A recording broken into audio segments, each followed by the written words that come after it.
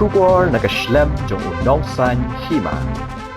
Usembun Menteri Rangba Kejela ubah Preston Tensong habaya keren berkilat pathai kubor mentakasngi ke hendreu terik ujemang arajar arpulai hadin ke jingalang pediang burom nyeki arngut ki MLA ke PDF ulaong hakabaya debat ke jingja syasiat yap ubah roning nong kindri ubah deu nongnya atrokit masih kabalajia menhinin kamit ke santerik ujemang ulaong bala pendep ya ke postmortem ba ya ke met la IT syeki bahayeng hasem ban pendap dia kejing le nyam ka bakhaddo ha ka baan pendap la syai ka sngi ha ka snong jalan teng shisho halor ka ne kaliang ba Preston ulaong ba ulap tha USP ke district ban kampen state ya kejing tokit kenang ban ngotho ya ka ai ka sinjam ka ban shim nakaliang ba Preston ulaong kumakalong menta ngin ha ban up ya ka report ka bathikna na ki pulit bat ya ki sipai BSF ki badon kti kin hab ban ma ya kejing pensitom katkum ki kindon ai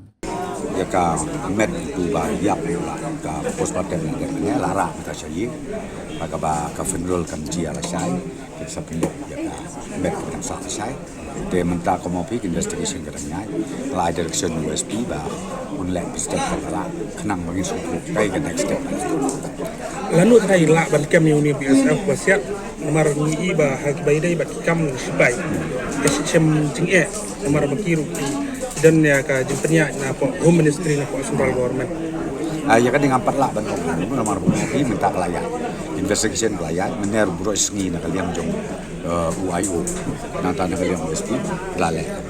yang menurut benong lanu tang balong ai baka ai kan ban ya kiba